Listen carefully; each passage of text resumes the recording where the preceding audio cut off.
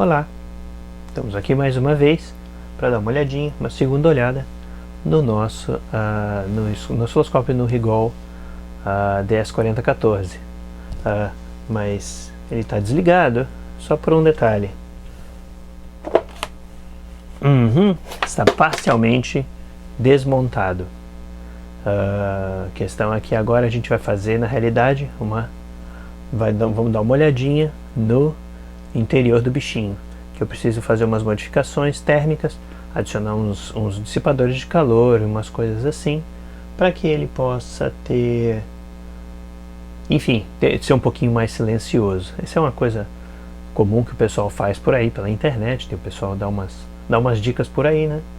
Mas os engenheiros da Rigol não fizeram um trabalho muito bom em termos de dissipação de calor, etc. Será obsolescência programada? Não sei. Eu sei que a gente vai aproveitar essa oportunidade para dar uma olhadinha no interior do Rigol. Bom, tá aí o bichinho. Aqui é a parte posterior dele, com os painéis traseiros, né? A chave de liga desliga, a entrada aqui de fonte, de tomada, todos os canais, todas as entradas e saídas de periférico, e aqui basicamente a entrada de ar e a saída do ventilador. O ventilador na realidade sopra para fora. Esse aqui é o painel traseiro, muito bem blindado. Eu já soltei aqui os cabos, né, os conectores. Na realidade você tem aqui um conector no topo aqui, que dá para ter uma boa ideia. O conectorzinho aqui no topo, que é o conector de fonte de alimentação. A fonte aqui é encapsulada. Isso aqui é só um panorama geral, com a fonte encapsulada, ventiladorzinho. E conectado aqui numa plaquinha periférica, que a gente vai dar uma olhada mais aprofundadamente. E essa plaquinha periférica, enfim, tem é a placa do painel traseiro, né, com Ethernet, USB, etc., né, a saída VGA. E aqui o flat cable, que conecta-se até a plaquinha de lá, né? Essa outra plaquinha aqui, essa outra conector aqui, muito provavelmente deve ser alimentação para a plaquinha de lá de trás. E aqui a placa principal do bichinho. Aí a gente vai aqui ver as seções, basicamente. Essa seção inteira é fonte de alimentação, porque a fonte principal que está aqui, ela tem um punhado de saídas aqui, eu não sei, teria que ver quais são os terminais, as saídas, mas aqui tem uma série de conversores chaveados. Dá para notar aqui os indutores, tem uma série de conversores chaveados nessa etapa, para toda essa etapa de processamento e conversão. Então aqui eu tenho, enfim, tem uma série de processadores, um DSP aqui, tem um carinha gigantesco embaixo de um dissipador de calor, e aqui tem quatro FPGAs bem parrudas, Virtex 5, e 4 conversores AD, que esse osciloscópio é um osciloscópio de 4 canais, com conversão de 4 gigasamples por segundo. Então no final das contas cada conversor AD aí é de 1 gigasample por segundo, e provavelmente pode ser casado 2 a 2, enfim, 4, etc. Eles são usados digamos, em modo entrelaçado aí. Aqui são essas caixinhas aqui são as etapas analógicas. Essas etapas analógicas aqui são os front-ends, né, para os conectores de entrada. E aqui a parte aqui é do trigger externo,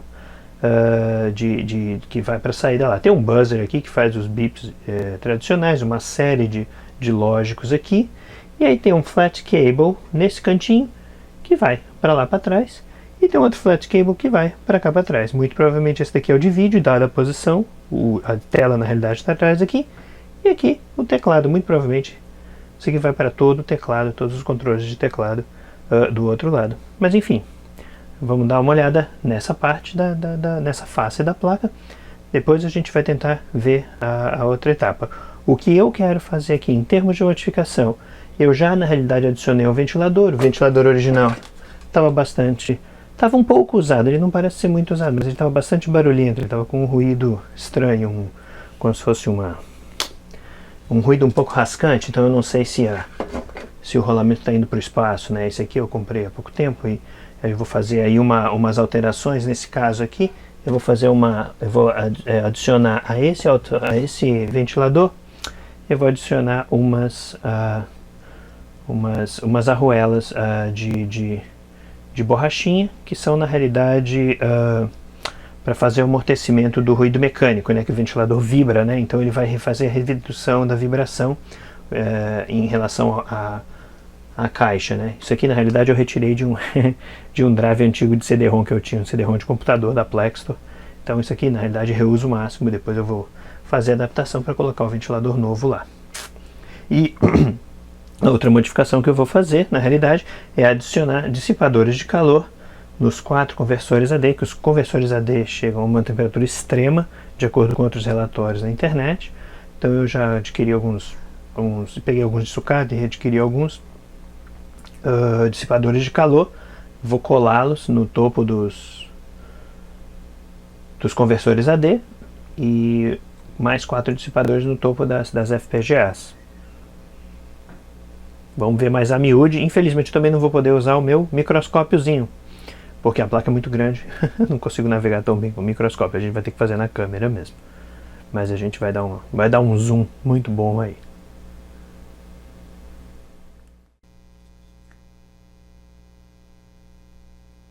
Bom, tá aí a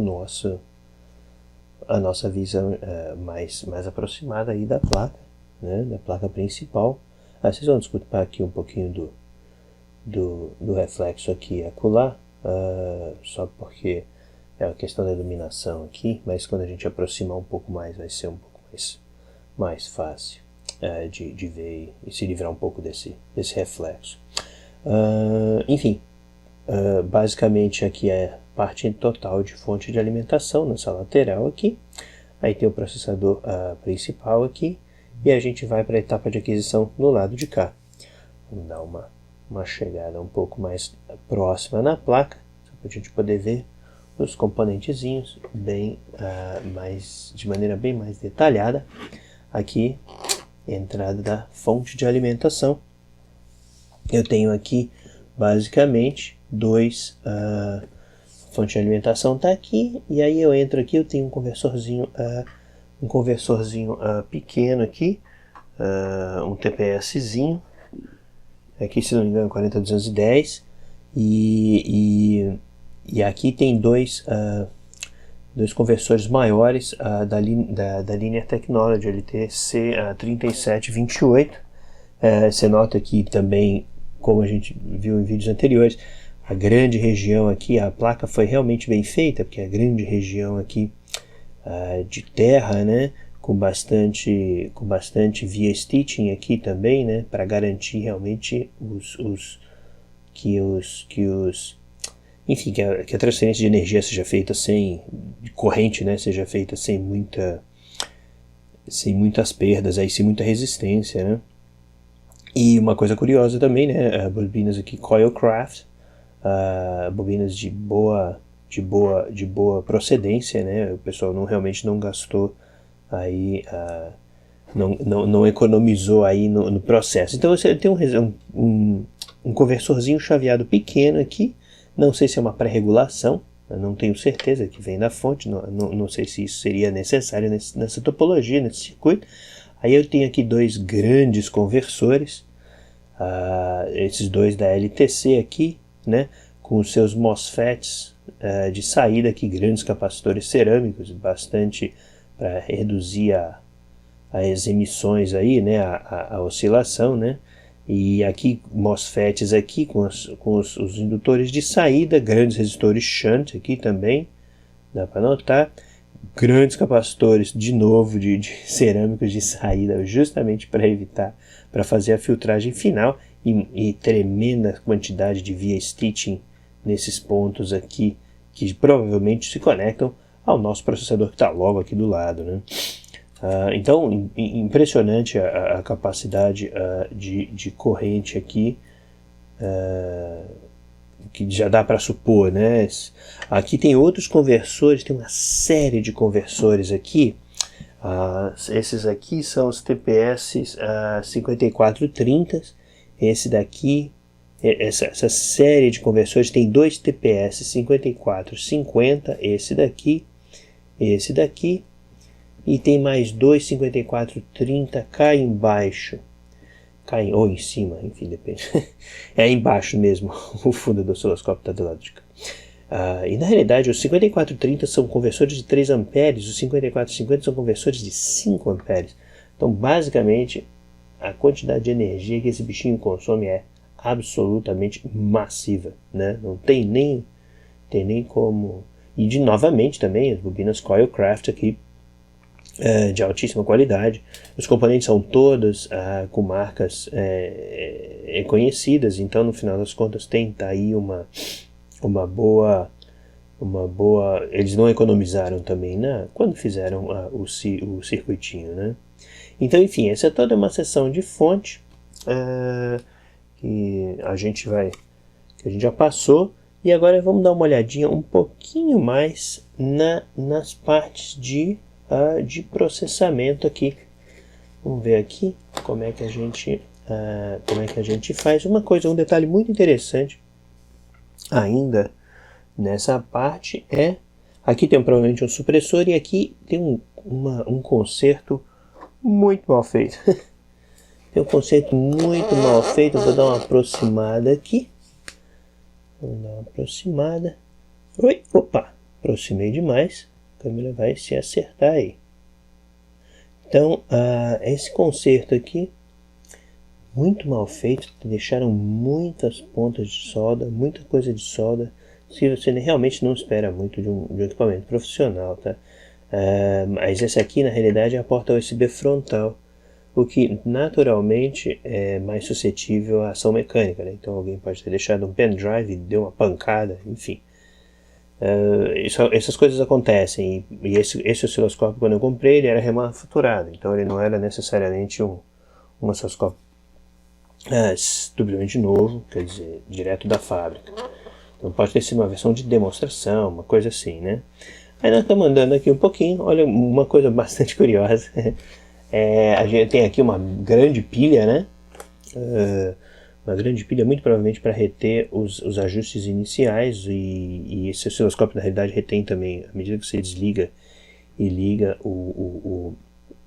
liga ele horas depois, enfim, depois de um tempo, ele mantém as configurações anteriores, né? E aqui tem uma coisa muito interessante, né? Tem aqui, você está vendo aqui, HD Modify Version, então é uma versão aqui, e tem uma outra versão cá em cima, HD PCB Version. E uma coisa que me demorou um tempo para ver foi isso. Tem uma série de resistorzinhos aqui, que se você coloca os resistorzinhos, provavelmente o projetista fez isso justamente para dar as versões da placa, para reportar essas versões para o software de gerência, o software do osciloscópio. Então, muito interessante aqui, as versões são dadas pelos resistorzinhos aí, por essa rede resistiva. Tá aí a bateria, né? Aliás, eu esqueci de comentar também, tem dois conectores aqui no meio das fontes, né? Tem um conector grande aqui, que eu não tenho certeza. Isso aqui me está dando a impressão de ser um conector, apesar de ser um uso muito pouco usual.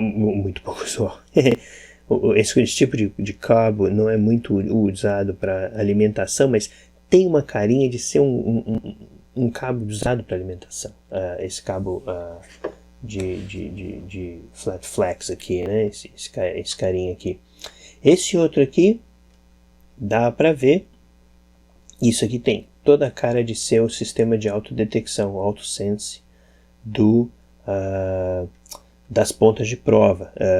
Eu vou mostrar adiante que esse mesmo cabo vai para todo o painel frontal de autoseleção de 10, 100 portas ativas, etc. Então, isso aqui na realidade tem todo o jeito de ser alimentação para as pontas ativas, para as pontas de prova ativas, e esse aqui é a seleção, né?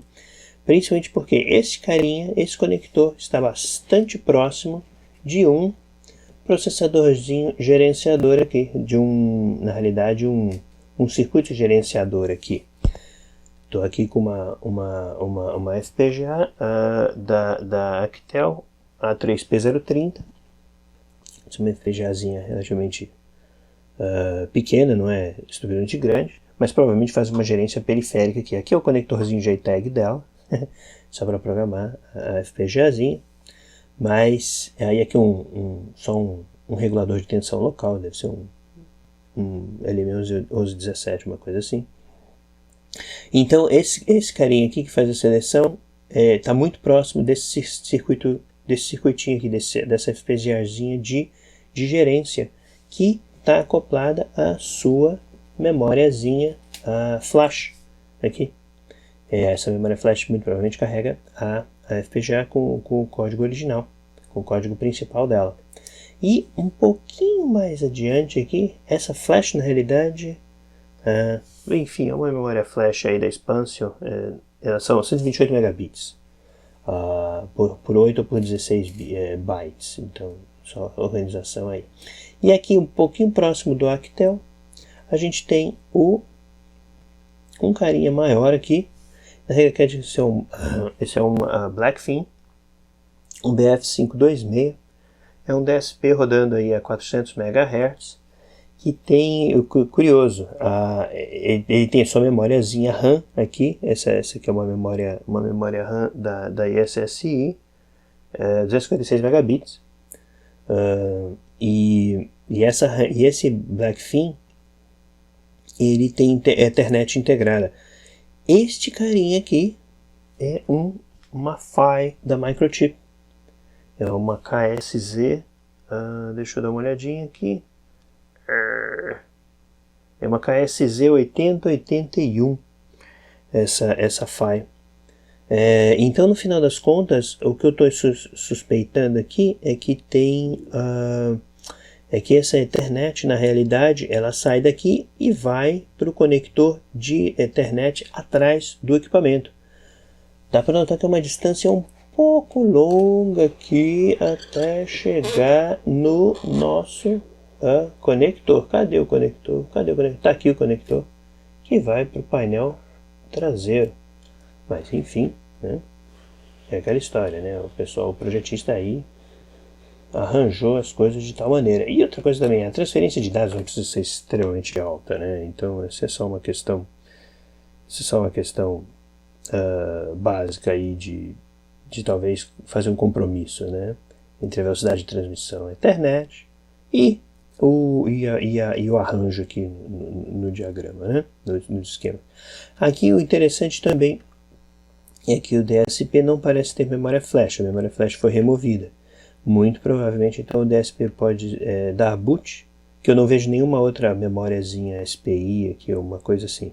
Ele pode dar boot diretamente do nosso Actel, da nossa FPGAzinha Actel. Isso não é incomum de acontecer. Isso, enfim, essas coisas são as decisões, né, para economizar aí um chip extra de flash. Isso acontece, isso é bastante normal, não é necessariamente pouca qualidade nem nada. E aqui, bom, evidentemente, um conectorzinho JTAG para o Blackfin. Isso aqui tem toda a carinha de ser um conector JTAG para Blackfin. Um outro detalhe muito interessante aqui, bastante curioso, se dá uma olhadinha, tem um componente não populado aqui, parece um transistorzinho, tem uma forminha aqui de transistor. Mas dado que a placa está cortadinha em torno dele, ela está bem cortada, isso aqui é comumente usado para evitar que a temperatura da placa, ou vibração nesse caso, mas no caso é mais temperatura, que isso aqui não existe componentes mecânicos em torno, então a temperatura da placa evite de influenciar o componente.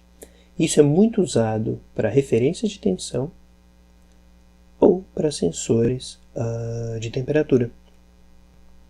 Como aqui não tem nada que evidencie o uso de uma referência de tensão, os conversores AD estão bem para o lado de lá, muito provavelmente isso aqui é um sensor de temperatura que não foi colocado na placa. Interessante. Eu suponho que haja um outro sensor de temperatura nessa placa, porque o software do osciloscópio reporta a temperatura interna do chassi, do chassi do equipamento. Enfim, só uma curiosidade aí de detalhe de construção. Bom, vamos continuar andando aqui. A gente veio primeiro para cá, aqui para o Arquitel. Opa, um barulhinho aqui. Uma coisa bastante curiosa. Então, tá aqui versão da placa, versão de PCB. Então tinha nossas versões anteriores setadas por resistores, provavelmente modificações, e aqui modificações em hardware, e aqui é somente a versão da PCB. Aqui muito provavelmente é o nome do projeto, Goshawk, provavelmente o nome do projeto, porque esse label aqui está em todo lugar, tem várias outras placas de outros lugares, no osciloscópio também. Esse cara é uma coisa curiosa. Eu tenho aqui os buffers de translação. Esse cara aqui é um componente da Ericsson. Esse símbolo aqui é Ericsson. Esse daqui é um... deixa eu dar uma olhadinha aqui.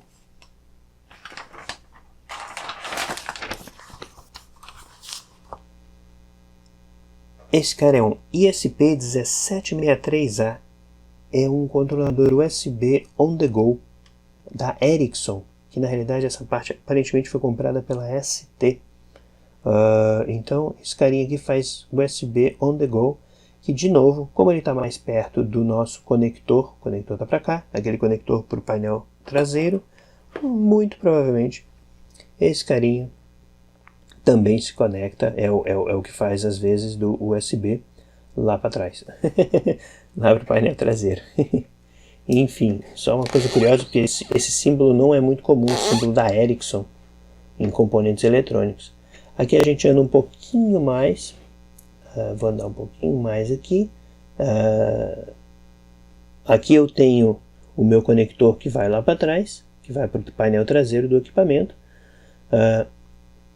Aqui eu tenho muito provavelmente alimentação, tem um circuitinho aqui, uma fontezinha chaveada, mais uns reguladores aqui, que me levam ao painel traseiro, que aí tem um ventilador, tem todas as portas, né, tem trigger out, etc, etc. Aí tem interessante, tem um microcontrolador da Freescale, um MC9S08, é um microcontrolador de 8 bits da família HC08, bastante comum, bastante comum no mercado, principalmente automotivo, mas enfim, às vezes faz a sua aparição aí em outros lugarzinhos, né? É um controlador de 40 MHz, 48 MHz, 8 bits, então só 8 bits provavelmente para gerenciar alguma coisa mínima aqui. E tem esse carinha aqui, que é um ADV7125, é conversor DA, digital analógico, triplo. Isso daqui me diz na cara que é um conversor para vídeo, para a porta VGA que está no painel traseiro. Então, na realidade, eles estão conectando o VGA aqui, eles estão fazendo a tratativa do display aqui, e esse carinha converte para VGA, para o padrão VGA de computadores, para conectar um monitor externo. Aí está aí uma série, aqui ainda do lado tem uma série de reguladores aqui de tensão, uma série de reguladores aqui, low dropout, né, de reguladores lineares, e esse aqui é o casquete da seção analógica. Então na realidade a gente vai dar uma olhada mais aqui a miúde depois, mas esse cara aqui é a série de reguladores de baixo ruído para toda a seção analógica de entrada do equipamento. Aí a gente anda um pouquinho mais aqui para cima, tem aqui esse bitelão aqui, vai brilhar aqui um pouquinho, processador principal aparentemente, porque está com um baita de um dissipador de calor, e muito provavelmente é uma FPGA. Existem outras FPGA no circuito, são Virtex 5, então esse aqui muito provavelmente é uma FPGA do mesmo calibre, uma FPGA extremamente poderosa. Tem aqui um conector bastante interessante, um conector MIP de alta densidade, normalmente utilizado para teste e validação. Então ele até parece que está um pouco soldado, aqui tem um pouco de fluxo aqui de solda, parece que ele foi soldado depois, talvez para fazer um pouco de alguma depuração aí na placa, né?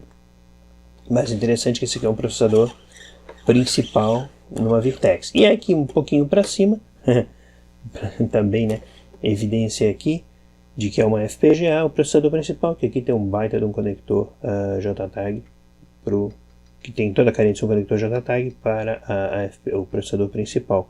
E a sua memóriazinha principal aqui, essas memóriazinhas da Hynix, elas são usadas em vários lugares, uma memória da Hynix de 512 megabits. Então são memórias, enfim, tem uma boa densidade aí. E aqui, curioso também, mais um regulador de tensão, pequenininho aqui, não tenho certeza que carinha é esse, é um controlador da Texas, depois eu dou uma olhada melhor, mas está aí de novo mais um regulador de tensão que muito provavelmente é exclusivo ao nosso processador principal. Bom, está aí a entrada, aqui é a seção de entrada, estão os quatro conectores coaxiais aqui, dos canais de entrada do osciloscópio, e aqui é a seção de trigger, né, que a gente vai olhar um pouquinho mais adiante. Mas esse carinha aqui, na realidade, tem toda a conversão e tratativa do sinal quando ele entra no osciloscópio, para adequar o valor, o sinal também, fazer toda a seleção de canais e etc. E também para tornar o sinal compatível com os nossos 4 conversores AD. Vamos dar uma aproximada aqui. Eu não vou abrir essa seção principal, essa seção analógica aqui. Estou com um pouco de receio de danificar alguma coisa, ou de eventualmente, enfim, contaminar aí com alguma coisa que não deveria, né? Então, no final das contas aqui eu tenho, efetivamente eu tenho a entrada, a saída da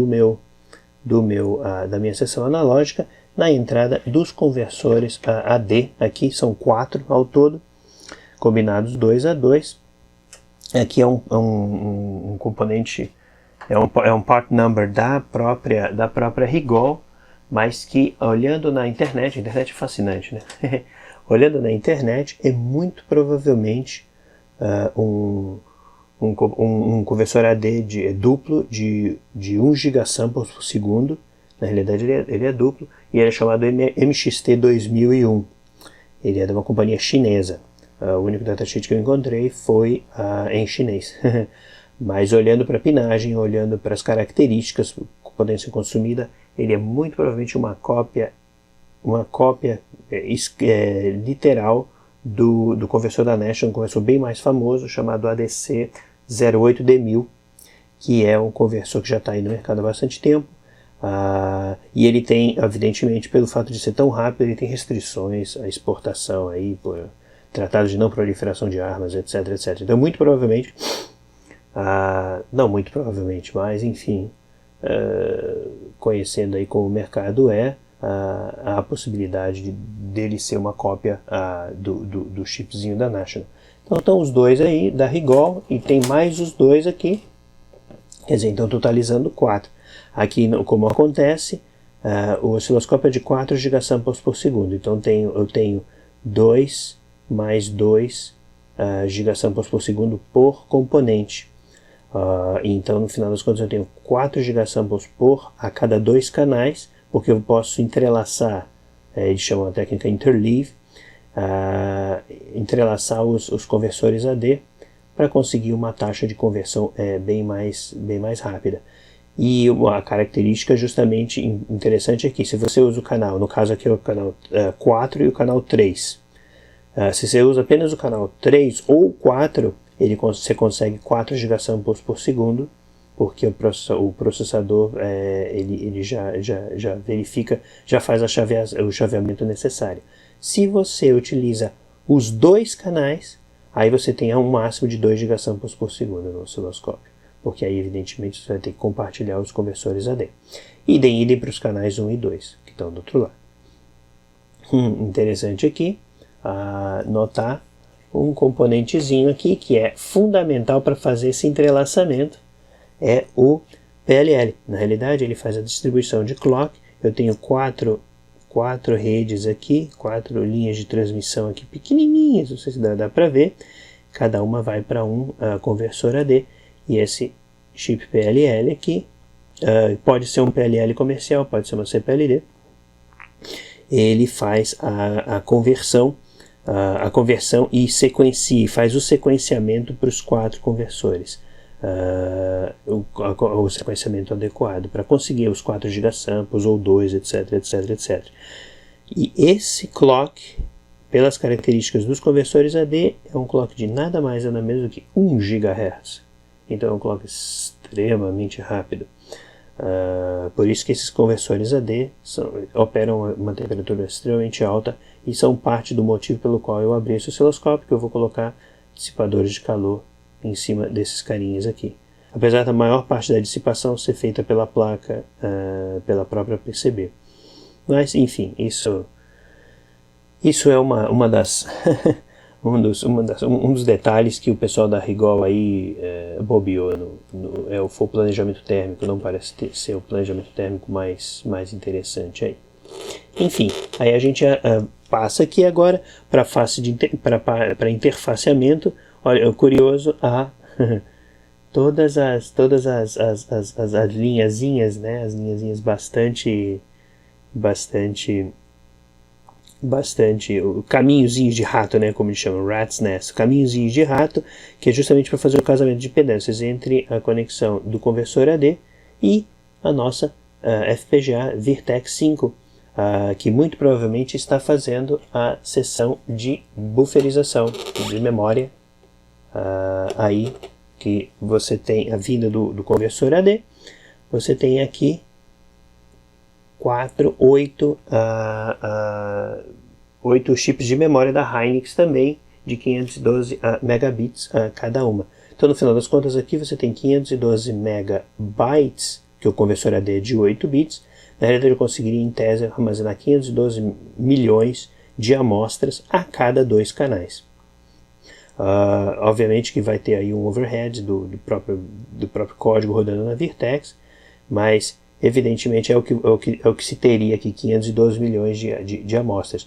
O osciloscópio,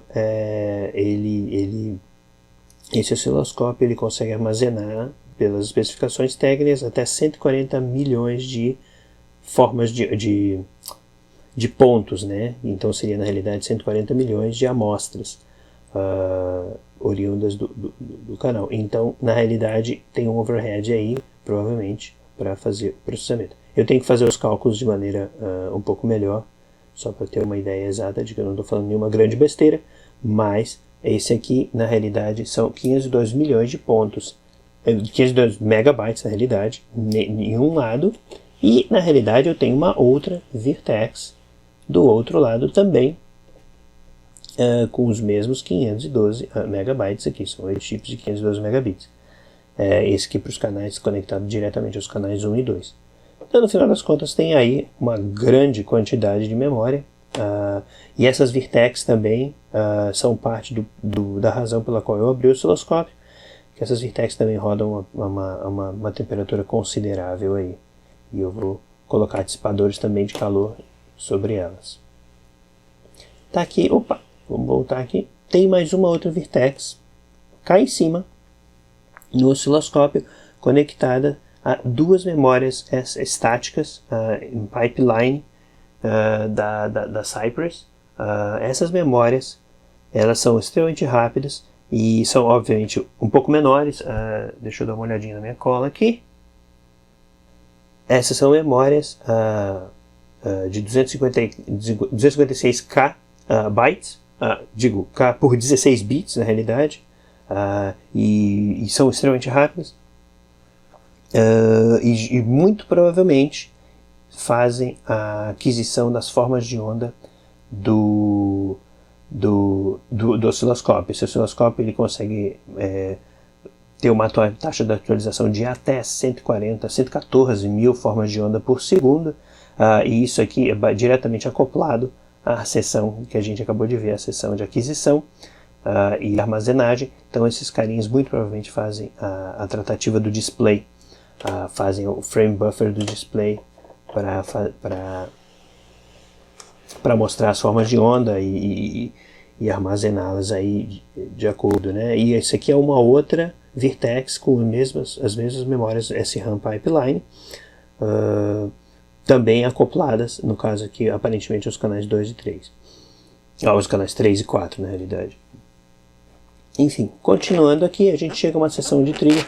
Bom, antes, só o nosso buzzerzinho aqui, que bipa alegremente, aí, conectado diretamente lá ao processador principal. Aqui um outro detalhe interessante. Bom, tem muita lógica, tem muita logiquinha aqui básica, muitos multiplexadores, muitas coisas assim. Esse aqui começa a parte de trigger externo, de entrada de trigger na realidade, né? Então, a gente consegue dar uma olhadinha aqui, que na realidade essa parte é bastante, digamos assim, discreta para os padrões de hoje, né? Não é um baita de uma FPGA, enfim, é feito de maneira relativamente discreta. E aqui, curioso, está vendo o mesmo corte na placa que estava do outro lado da placa. Tá aqui, esse aqui é um sensorzinho de temperatura, é um sensorzinho de temperatura da Dallas DS18B20, tá? Então na realidade é o sensorzinho de temperatura só para medir como as coisas andam dentro do chassi aqui. E a gente continua um pouco na seção de trigger. A seção de trigger externo aqui. Aqui tem um baita de um conector que vai para o outro lado. Talvez seja vídeo, mas é uma localização muito estranha para ser vídeo, tá? Muito provavelmente essa seção aqui vai para algum outro lado da placa. Deve ter talvez algum componente no fundo que trate de vídeo aqui. Então é um lugar muito estranho para ter vídeo. Vai que seja até alguma coisa de distribuição do trigger, né, gerado nessa parte aqui, né?